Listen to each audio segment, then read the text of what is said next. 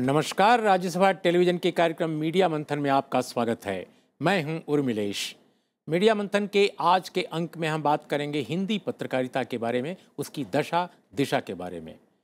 आज के चलन के हिसाब से हम इसे आज हिंदी मीडिया कह रहे हैं, जिसमें हर तरह की हिंदी पत्रकारिता शुमार हो और थोड़ा बहुत उसके अर्थतंत्र का मामला भी। आज हमारा विषय है कि बीते 2 दशकों में हिंदी में मीडिया का जो भी भारी विस्तार हुआ है, उसमें मात्रात्मक विकास कितना है और गुणात्मक विकास कितना। हमारा एलीट और हमारे योजनाकार भले हिंदी नहीं पढ़ते हों, पर देश में सबसे अधिक बिकने वाले अखबार और सबसे देखे जाने वाले चैनल हिंदी के हैं, अंग्रेजी के नहीं। हिंदी के सिर्फ 3 बड़े अखबारों की प्रसार संख्या देखें तो देश के सारे अंग्रेजी अखबारों की कुल प्रसार संख्या भी शायद उसका बराबरी नहीं कर सकेगी। चैनलों में भी कमोबेश यही स्थिति है। दर्शकों के हिसाब से हिंदी के 2 बड़े चैनलों के आगे अंग्रेजी के सारे चैनल फीके। अपने 30 सालों के अनुभव के आधार पर मैं हिंदी पत्रकारिता के किसी स्वर्ण काल में यकीन नहीं करता, इसलिए आज की पत्रकारिता को प्रस्तर काल नहीं कह सकता। इसकी अपनी कमियां और अपनी खूबियां हैं। हिंदी पत्रकारिता में पहले के मुकाबले प्रोफेशनलिज्म आया है। हाँ, उसकी कुछ बड़ी कमजोरियां जरूर हैं जो लगातार बढ़ रही हैं। आज की अपनी चर्चा में हम अपने मेहमानों से जानना चाहेंगे कि हिंदी पत्रकारिता से उनकी क्या उम्मीदें हैं, वे कितने आशावान हैं और कितने निराश हैं, वे किस तरह देखते हैं आज के हिंदी मीडिया को। पत्रकारों की अच्छी तादाद और समझदार प्रोफेशनल्स की अच्छी आमद के बावजूद क्या हिंदी मीडिया का गुणात्मक विकास उन्हें आश्वस्त करता है? तो आइए शुरू करें चर्चा। हमारे साथ इस विषय पर बातचीत करने के लिए मौजूद हैं वरिष्ठ पत्रकार डॉक्टर मुकेश कुमार। लंबे समय तक कई टीवी चैनलों के वो प्रधान रहे हैं। हमारे साथ हैं प्रोफेसर सुधा सिंह, दिल्ली विश्वविद्यालय में प्रोफेसर हैं और हिंदी मीडिया पढ़ाती हैं। हमारे साथ हैं आज तक में लंबे समय तक निदेशक न्यूज़ रहे वरिष्ठ पत्रकार कमर वहीद नकवी। हमारे साथ हैं दिलीप मंडल। हम कोशिश करेंगे कि हम कुछ और पत्रकारों को आज की चर्चा में जोड़ें कहीं बाहर से। शुरुआत मुकेश जी हम आपसे करें।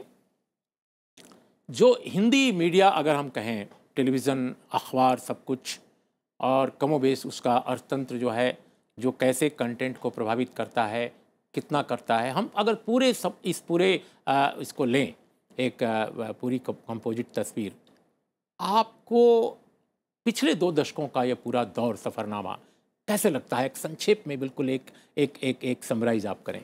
उर्मिलेश जी, जो आपने शुरू में कहा कि मात्रात्मक विस्तार और गुणात्मक विस्तार, अगर इन 2 कसौटियों पर पिछले 20-25 साल के मीडिया को आप देखना चाहेंगे तो हम टेलीविज़न में देखते हैं कि दिन में 2-3 बुलेटिन के बाद की जगह आज हमारे पास 24 घंटे के चैनल हैं। 350 चैनल हैं जो 24 घंटे आपको खबरें देते रहते हैं। अखबार 90,000 अखबार पत्र पत्रिकाएँ रजिस्टर हुई हैं RNI में। डिजिटल मीडिया का इतना विस्तार हुआ है। रेडियो, जिसे कहा गया था कि अब ये मरणासन है, फिर से पुनर्जीवित होकर गांव-गांव, कस्बों तक पहुंच गया है। तो विस्तार के लिहाज से तो ज़बरदस्त विस्तार हुआ है मीडिया का। लेकिन गुणात्मक स्तर पर मैं ये देखता हूँ, महसूस करता हूँ कि गुणवत्ता में भारी गिरावट आई है। हमारा मीडिया, हिंदी मीडिया ख़ास तौर पर, मनोरंजन प्रधान हो गया है। उसमें हल्कापन आया है, वो गंभीरता, वो गहराई और वो जो रिपोर्टिंग में या एडिटोरियल कंटेंट में जिस तरह की ऊंचाई आनी चाहिए थी, उसमें लगातार गिरावट हम महसूस कर रहे हैं। लेकिन दिलीप, हम आपसे समझना अगर चाहें अपने दर्शकों के लिए कि आखिर इतनी जो मात्रात्मकता बढ़ी है, इतना क्वांटिटिव जो डेवलपमेंट है हिंदी पत्रकारिता में, हिंदी मीडिया में, सर्कुलेशन का मामला हो, इवन रेवेन्यू में भी ठीक ठाक स्थिति है, खासकर जो कमाऊ अखबार हैं, जो कमाऊ चैनल हैं, और दर्शक संख्या इतनी बड़ी है, पाठक संख्या इतनी बड़ी है, तो फिर आखिर वो क्या वजह है कि कंटेंट में वो चीज़ रिफ्लेक्ट नहीं हो रही है? क्वालिटी जो डेवलपमेंट है वो क्यों नहीं, गुणात्मक विकास क्यों नहीं? वजह इसके पीछे क्या है? कहाँ, कौन जिम्मेदार है? क्या इसके लिए पत्रकारों को जिम्मेदार कहेंगे, स्वामित्व को जिम्मेदार कहेंगे, माहौल को जिम्मेदार कहेंगे, किसको कहेंगे आप? उर्मिलेश जी, एक बात तो स्पष्ट है कि व्यापार की दृष्टि से अगर मैं मीडिया बिजनेसमैन हूँ तो मेरे लिए खुश होने का समय है। साल में भारत का प्रिंट मीडिया का जो उद्योग है वो 92 अरब रुपए का बिजनेस कर रहा है। सालाना ग्रोथ के भी हिसाब से देखें तो जहाँ पर अंग्रेजी मीडिया ठहर रहा है, सालाना ग्रोथ वहाँ 5.2% के आसपास है, वहाँ इंग्लिश का मीडिया, हिंदी का मीडिया 10% से ज़्यादा ग्रोथ रेट ले रहा है। तो मतलब बहुत तेज़ी से चीज़ें बढ़ रही हैं। और अगर आप वो आंकड़ा भी देखें कि साल में कौन सा मीडिया ज़्यादा रजिस्टर करा रहा है खुद को नए बिजनेस खोलने के लिए, तो उसमें भी हिंदी निश्चित रूप से बढ़त पर है। तो एक बात तो ये तमाम एम्पेरिकल डाटा से साबित होता है कि हिंदी का मीडिया ग्रोथ के फेज में है, और सारी दुनिया में जब अखबार बंद हो रहे हैं तब हिंदी में ऐसा नहीं हो रहा है। लेकिन एक बात ये भी स्पष्ट है कि उसके साथ साथ जो मीडिया है वो कहीं ना कहीं न्यूज़ से एंटरटेनमेंट की ओर एक मेजर शिफ्ट है, ये हुआ है। इससे इन सब के बावजूद मुझे लगता है कि अगर आप 40 से 50 साल के टाइम फ्रेम में देखें तो हिंदी की पत्रकारिता पहले के दौर से आज का दौर, मैं पुराने लाइब्रेरीज में जाकर जब मैं देखता हूँ तो ज़्यादा चापलूसी, ज़्यादा घटिया भाषा, ज़्यादा सरकार के पक्ष में झुकाव। तो इस मामले में इसको आप स्वर्णकाल ना भी कहें तो अपेक्षाकृत जो विविधता बढ़ी है, खास करके इसकी और सोशल मीडिया का जो प्रेशर भी आया है कि लोग आप कोई कहीं पर अगर 5 लोग मरे हैं तो अखबार आज 1 आदमी के मरने की खबर नहीं दे सकता, क्योंकि 5 आदमी के मरने की तस्वीर व्हाट्सएप पे चल जाएगी। 100 की भीड़ को अब 1 लाख की भीड़ बताने का चलन भी खत्म हो गया कि एक नेता की रैली में 400-500 लोग आएंगे और उसको लाखों की रैली बताकर जो अखबार चला लेते थे। तो एक तरह से जो मीडिया विविधता आई है, इसके दबाव में मीडिया का कुल मिलाकर कंटेंट मुझे बहुत निराश नहीं करता है। पत्रकारिता निश्चित रूप से इससे अच्छी होनी चाहिए, और अखबारों का और चैनलों का खास करके एंटरटेनमेंट चैनल के रूप में जो ट्रांजिशन हो चुका है, न्यूज़ चैनल मुझे नहीं लगता है वो न्यूज़ चैनल क्लेम भी कर सकते हैं जी। वो दरअसल इस समय सांप सीढ़ी के खेल से लेके और नागिन का बदला के युग में है। लेकिन सुधा सिंह, आप दिल्ली विश्वविद्यालय में प्रोफेसर हैं और मीडिया पढ़ाती हैं वहाँ के विद्यार्थियों को। हम ये समझना चाहते हैं कि दिलीप का कहना है कि कंटेंट के स्तर पर वो निराश नहीं है, उनको लगता है कि जो कुछ हुआ है वो ऐसा नहीं है जिस पर बहुत हम हताश महसूस करें अपने को। लेकिन आपके जो छात्र आते हैं वो हिंदी मीडिया और अंग्रेजी दोनों को पढ़ते हैं, अंग्रेजी के चैनल भी देखते हैं, अंग्रेजी के अखबार भी देखते हैं। तो आपके सामने वो किस तरह का सवाल खड़ा करते हैं, खासकर हिंदी पत्रकारिता को लेकर, और आप लोग कैसे इसको देखते हैं? देखिए, मूल चीज़ तो ये है कि जहाँ तक अंतर्वस्तु का सवाल है तो हिंदी मीडिया और अंग्रेज़ी मीडिया के अंतर्वस्तु भारतीय परिप्रेक्ष्य में हम एक को दूसरे पर बहुत ज़्यादा बढ़त नहीं दे सकते, क्योंकि अल्टीमेटली दोनों का समाज एक है, दोनों जहाँ से पत्रकार आ रहा है वो बुनियाद एक है, और जिस व्यूअरशिप को डिलीवर कर रहा है वो व्यूअरशिप एक है। हाँ, अंग्रेज़ी मीडिया जिस व्यूअरशिप को एक्टिव करने की कोशिश कर रहा है, हिंदी मीडिया की तुलना में हम ये कह सकते हैं कि वहाँ वो चीज़ पहुँच भी नहीं रही, क्योंकि वहाँ रिएक्शन, वहाँ प्रतिक्रियावाद का बोलबाला ज़्यादा है। हिंदी मीडिया में भी वो चीज़ें हैं। मुश्किल कहाँ है कि हिंदी मीडिया अभी भी धार्मिक अंधविश्वासों में फंसा हुआ है, जबकि अंग्रेजी मीडिया इससे एक कदम आगे निकलकर मास कल्चर के अंधविश्वासों की तरफ चला गया है। दिक्कत ये है कि जब आप ये कहते हैं कि भगवान के आशीर्वाद से बेटा पैदा होता है, तो जहाँ आपको ये चीज़ असंभव लगती है वहाँ ये चीज़ भी असंभव लगनी चाहिए कि एक पर्टिकुलर किसी क्रीम को लगा लेने के बाद लड़की गोरी या पतली हो जाती है। तो ये दोनों स्थितियाँ हैं।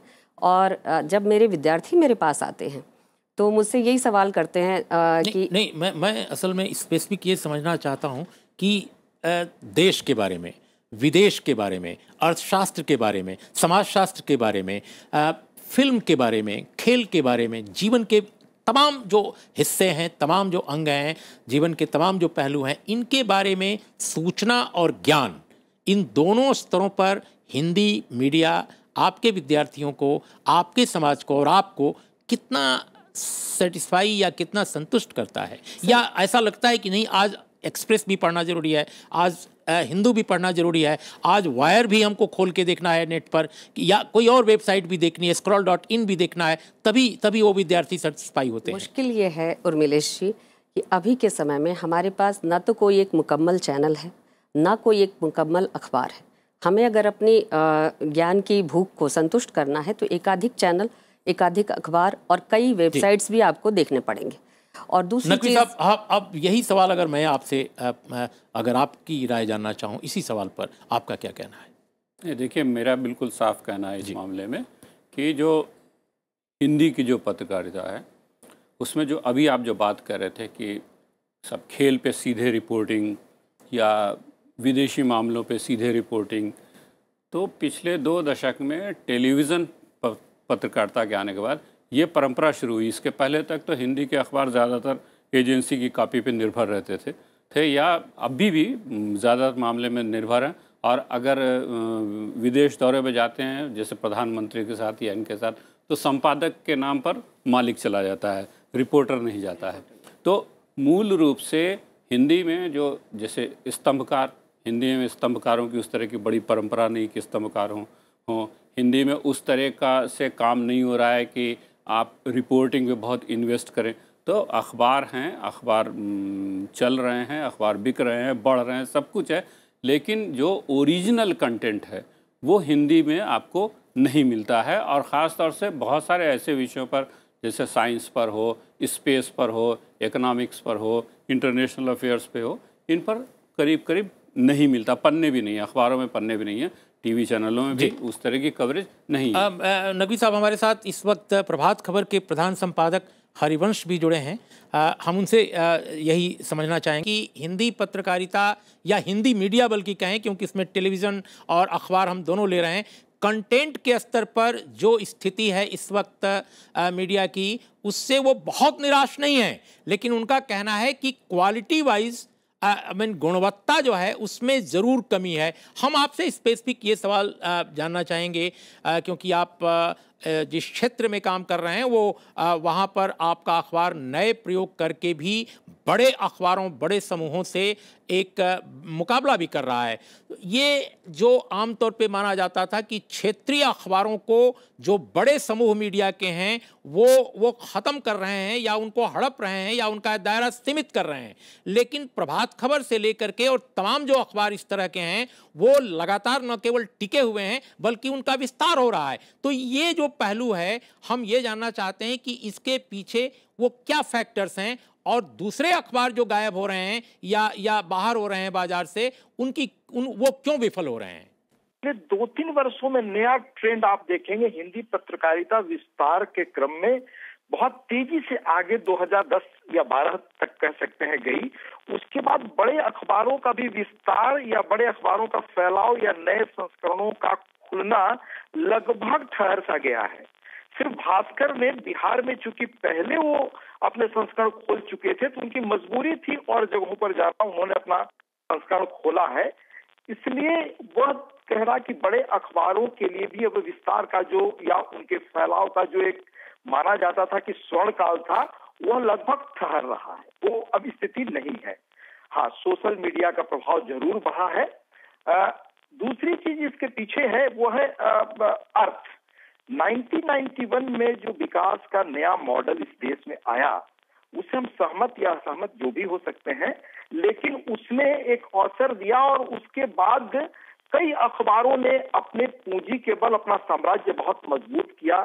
और आप पिछले 20 वर्ष में देखें कि अनेक छोटे अखबार बंद हो गए।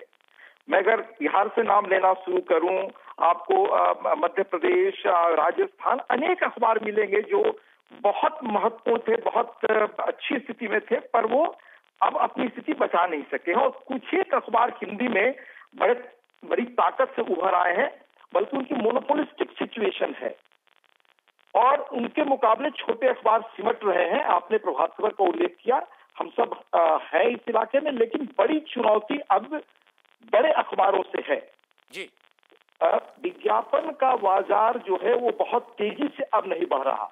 हरिवंश जी, मैं ये विज्ञापन और खबर के बीच रिश्ते को लेकर, हिंदी अखबारों, हिंदी मीडिया और विज्ञापन का क्या रिश्ता है, अंग्रेजी मीडिया और विज्ञापन के रिश्ते से कितना अलग है, हम इसी पहलू पर एक छोटे अंतराल के बाद फिर बातचीत करेंगे, लेकिन आप हमारे साथ कृपया जरूर बने रहेंगे। अभी एक लेते हैं छोटा अंतराल।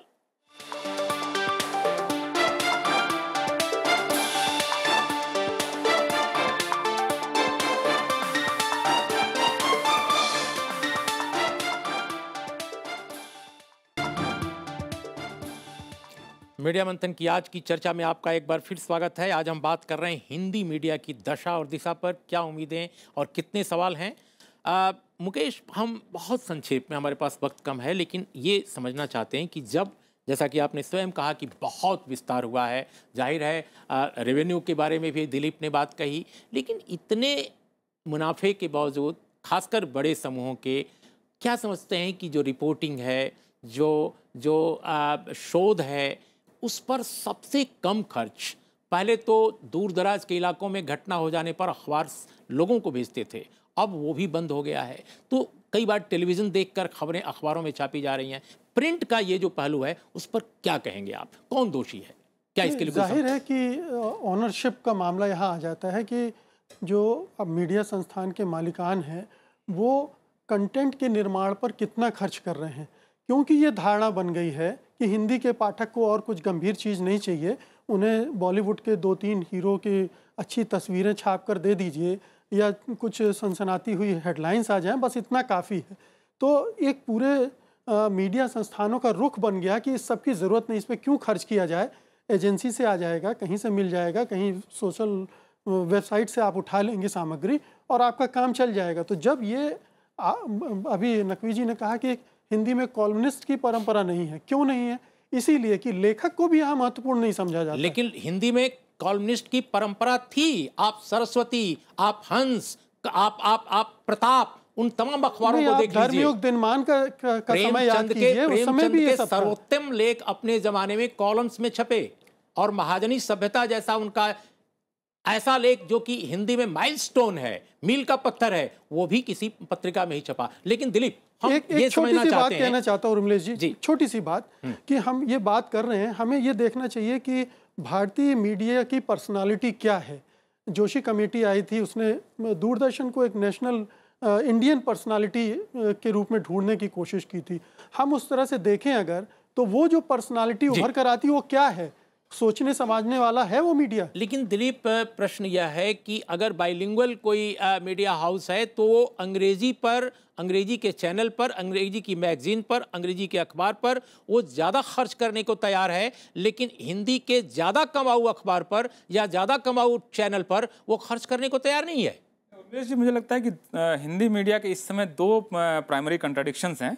एक तो सोशल है कि हिंदी मीडिया का जो न्यूज़ रूम है वो एसेंशियली अपर कास्ट डोमिनेटेड है, अपर कास्ट हिंदू डोमिनेटेड है। लेकिन और देखिए पूरी बात करने दीजिए। नहीं दिलीप, हम उस पहलू पर भी हम बात कर चुके हैं और आगे भी बात करते रहेंगे। लेकिन अभी हमारा सवाल है कि अंग्रेजी और हिंदी के बीच में यह जो एक विभाजन है, यह जो एक विभाजनकारी भेदभाव या एक नस्लवाद कह सकते हैं आप विद इन द कोर्ट, आखिर ये क्यों है?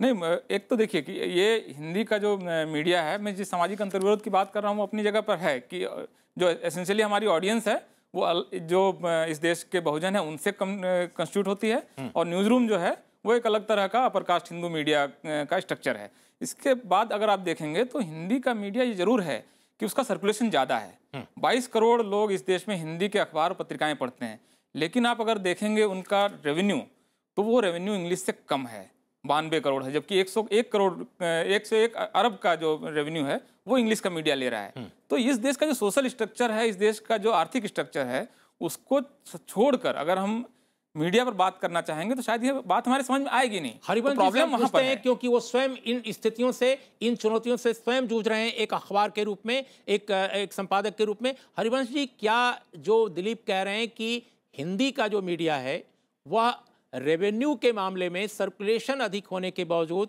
दर्शक अधिक होने के बावजूद, वह जब राजस्व का मामला आता है तो वहां पिछड़ जाता है, और अंग्रेजी के पत्रिकाएं कम सर्कुलेशन के बावजूद, अंग्रेजी के अखबार कम सर्कुलेशन के बावजूद, और चैनल भी वो ज़्यादा रेवेन्यू इकट्ठा करते हैं।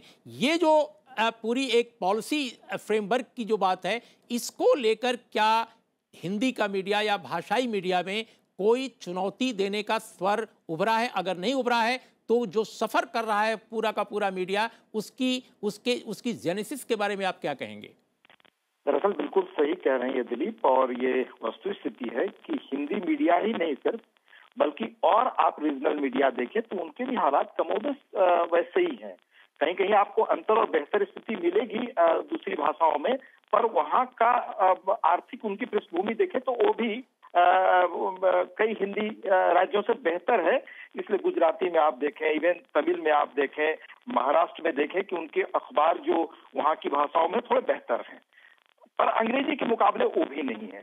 स्पष्ट है उल्लेख जी की अंग्रेजी इस देश के शासक वर्ग की भाषा रही है और शासक वर्ग रूलिंग एलिट के पास इकोनॉमी का बड़ा हिस्सा वही कंट्रोल करते रहे हैं। 2% 1% अंग्रेजी बोलने वाले लोग, अंग्रेजी का जीवन में प्रयोग करने वाले लोग, वो इस देश की सत्ता में रहे हैं। और आपको तो याद होगा 60-70 के दशक में सिर्फ भाषा की लड़ाई नहीं थी जो डॉक्टर राम मनोहर लोहिया ने शुरू की थी, वो हिंदी की बात नहीं थी बल्कि सारी भारतीय भाषाओं की बात थी और भारतीय भाषाओं के माध्यम से आर्थिक व्यवस्था बदलने की एक कोशिश थी। आज भी आप देखें उदारीकरण के बाद इस अर्थव्यवस्था पर वर्चस्व आज भी किसका है? उसी अंग्रेजी बोलने वाले क्लास का। थोड़ी बहुत लेकिन माफ कीजिएगा हरिवंश जी, मेरा सवाल यह है कि अगर आप वो लड़ाई भाषा की एक समय हार चुके, चाहे जिन कारणों से आपने हारा हो, तो आज जो स्थितियां हैं उसमें हिंदी पत्रकारिता के लिए, हिंदी मीडिया के लिए आखिर जो जो जो ओनरशिप है, जो सरकार है, जो विज्ञापनदाता हैं, इनके लिए क्या एक पर्सपेक्टिव इमर्ज करता है जिस पर हिंदी का पत्रकार, हिंदी का संपादक और हिंदी मीडिया के वे तमाम लोग जो इसकी बेहतरी चाहते हैं वो एकजुट हो सकें? मैं यही कह रहा था उल्लेख जी कि आप 10 वर्षों पहले तक भी देखते होंगे कि हिंदी पत्रकारों के बीच भी और हिंदी इलाके से राजनीति करने वाले लोगों के बीच भी ये मसला था कि कैसे हिंदी प्रकाशनों को कम से कम सरकार की ओर से तो बराबर विज्ञापन मिले, या जिनकी प्रसार संख्या बहुत अधिक है उनको तो कम से कम अंग्रेजी अखबारों के मुकाबले अधिक विज्ञापन मिले। लेकिन वो बहस खत्म हो गई। वह समाज में समता आए और भाषाई अखबारों को कम से कम सरकारें अधिक विज्ञापन देना शुरू करें, यह प्रक्रिया भी 60 वर्षों में कहां पूरी हुई जी। आज भी आप देखें दिल्ली से निकलने वाले कुछ एक अंग्रेजी अखबार जिनकी प्रसार संख्या हिंदी के एक क्षेत्रीय अखबार से बहुत कम है, तब भी वो राष्ट्रीय में जाते हैं और उनके विज्ञापन का हिस्सा आप देखिए। तो अंततः इस देश के रूलिंग एलिट को, भाषाई इलाके के लोगों को, राजनीति करने वालों को, पत्रकारिता करने वालों को बाध्य करना होगा कि कम से कम रिसोर्सेज का बेहतर बंटवारा क्षेत्रीय हिस्से में, क्षेत्रीय पत्रकारिता में या क्षेत्रीय विकास के संबंध में। आज बात हो रही है ना 14th फाइनेंस कमीशन के माध्यम से हम राज्यों को फेडरल बनाएंगे, राज्यों को अधिकार देंगे, तो उसके माध्यम से उन भाषाई अखबारों को जिनका आज वर्चस्व है, चुनाव के दौरान सारे नेता हिंदी में या क्षेत्रीय भाषाओं में बात करते हैं, उनके विज्ञापन बढ़े, उनकी विज्ञापन बढ़ने से और आर्थिक स्थितियां मजबूत होंगी। तो शायद ये हिंदी के जो बड़े ओनर हैं, इन परेशानियों के बावजूद भी जो नकवी कह रहे थे या मुकेश जी ने कहा कि बेहतर कॉलमिस्ट या कंटेंट पे खर्च, वो हो सकता है, वो भी नहीं हो रहा है, पर शायद यह और हिंदी का हिस्सा बढ़े तो उससे एक माहौल बनेगा और नीचे से दबाव भी पड़ेगा ओनर्स पे कि आप इस तरह की चीजों में निवेश करें। हरिवंश जी, बहुत बहुत धन्यवाद आपका राज्यसभा टीवी के इस कार्यक्रम में हमसे जुड़ने के लिए। नकवी साहब, जो अभी हरिवंश जी को आपने सुना, जो वो कह रहे हैं वो ठीक है, अपनी जगह बिल्कुल सही है, लेकिन सवाल इस बात का है कि हिंदी की पत्रकारिता, हिंदी का मीडिया, वो अपने समाज, अपनी जनता जिसके लिए उसको पत्रकारिता करनी चाहिए, उसके किसी बड़े विमर्श में कोई नई पहल तो नहीं कर रहा है। हमने देखा कि मलयालम में या इवन तेलुगु में, मराठी में आप देखें बहुत अन्य भारतीय भाषाएं हैं, उनके अपने विमर्श हैं, उनकी अपनी जो वहाँ की स्थितियां हैं उसमें वो इनिशिएटिव ले रहा है, लेकिन अपने यहाँ हिंदी पत्रकारिता ले देकर वो अपने अपने सरकारों, अपने अपने इस्टेब्लिश जो इंस्टीट्यूशंस हैं, अपने जो कॉरपोरेट है, उसके ऐसा लगता है कि उसके इर्द गिर्द वो केंद्रित हो गई है, उसके आगे वो आवाम के लिए कोई बड़ा विमर्श लेकर सामने नहीं आती पत्रकारिता। देखिए, पहली बात तो मैं इस चीज़ से थोड़ा असहमत हूँ कि साहब हिंदी के अखबारों की आर्थिक हालत बहुत ख़राब है। ठीक है, छोटे अखबारों की आर्थिक हालत ख़राब हो सकती है, लेकिन हिंदी के कम से कम दो बड़े अखबार जो 400 करोड़ से लेकर 700 करोड़ रुपए सालाना मुनाफा कमाते हैं, जो लिस्टेड हैं, वो अखबार अपने यहाँ कंटेंट पे कोई पैसा नहीं खर्च करते। उन्होंने अपने यहाँ प्रतिभाओं को कल्टीवेट करने के लिए कोई चीज़ नहीं की। उनके यहाँ कोई बड़ा टैलेंट नहीं है। नहीं, समूह का मुनाफा पूरा हो सकता है, समूह का मुनाफा हो सकता है। हाँ जी। तो मूल रूप से माइंडसेट की बात है, मूल रूप से आकांक्षा की बात है कि हम वो करना चाहते हैं कि नहीं करना चाहते। जिस समय दिनमान था तो दिनमान का हस्तक्षेप था काफ़ी विमर्श में, जो आपने कहा। रविवार था, रविवार का काफ़ी विमर्श था। उस तरह की पत्रिकाएं नहीं है। अखबार भी उस समय छोटे अखबार, जैसे नई दुनिया था, वो भी छोटा अखबार था, लेकिन नई दुनिया का बड़ा हस्तक्षेप था। बंगाल लेकिन विलोप होता जा रहा है वो तमाम इंस्टीट्यूशंस का। अब उसके कारण देखिए, बंगाल में आनंद बाजार पत्रिका अभी भी आनंद अभी भी पत्रिका के एक हस्तक्षेप जी। है। केरल में मलयालम प्रतिदिन मनोरमा है, उसका अपना बिल्कुल। एक हस्तक्षेप है। तमिल में तो थांती या तमिल तमाम में इस तरह थांती, के तो हिंदी में क्यों नहीं है, ये सवाल मैं है। यही सवाल इसको हमें सोचना पड़ेगा। और हमें सुधा, लगता है आप क्या कहेंगे इस बारे में? मैं नकवी साहब की बात से बिल्कुल सहमत ये सवाल हूँ कि जी। हिंदी का कोई भी अखबार हिंदी भाषी समाज का आज की डेट में नुमाइंदा नहीं है। इसका सबसे बड़ा कारण यही है कि प्राथमिकता के आधार पर रिपोर्टिंग नहीं हो रही।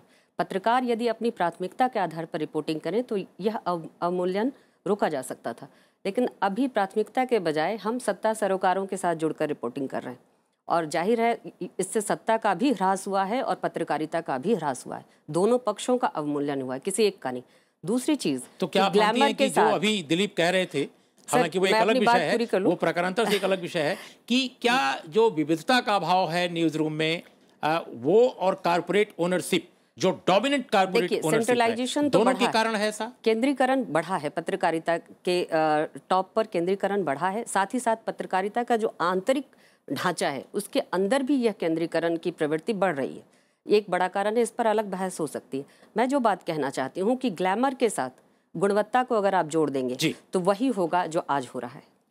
और तीसरी चीज़, आखिरी बात, कि गुणवत्ता, पेशेवर प्रशिक्षण और सामाजिक सरोकार, इन तीनों से जुड़कर ही कोई बड़ी पत्रकारिता इन तीनों से जुड़कर ही हो सकती है, इसके बिना नहीं। मैं समझता हूं कि आप चारों मेहमानों ने और प्रभात खबर के प्रधान संपादक हरिवंश ने आज जो बातें कही हैं हमारे लिए, खासकर हिंदी मीडिया के कॉन्टेक्स्ट में, world association of press council की इस्तांबुल में सितंबर 1998 की बैठक में एक प्रस्ताव लिया गया था प्रेस की स्वतंत्रता का। उनका कहना था कि इस प्रेस की स्वतंत्रता का मतलब सिर्फ पत्रकारों, संपादकों और मालिकों की स्वतंत्रता नहीं है, बल्कि ये सभी नागरिकों का लोकहित के विषयों पर सब कुछ जानने का अधिकार है। स्वतंत्र प्रेस का यह भी मतलब है कि वह इस अधिकार का इस्तेमाल जिम्मेदारी के साथ करेगा। प्रेस को सरकार के प्रति नहीं बल्कि जनता के प्रति जवाबदेह होना चाहिए। सवाल उठता है, हमारा हिंदी मीडिया आखिर जनता के प्रति कितना जवाबदेह है, वो मालिकों के प्रति कितना जवाबदेह है? संपादक नाम की संस्था के मरने के इस दौर में अगर पत्रकारिता आवाम के प्रति जवाबदेह नहीं है तो जाहिर है उसकी जड़ें हमारी संरचना में हैं। इन शब्दों के साथ आप चारों मेहमानों का, प्रभात खबर के प्रधान संपादक हरिवंश का बहुत बहुत धन्यवाद। देखते रहिए राज्यसभा टेलीविजन।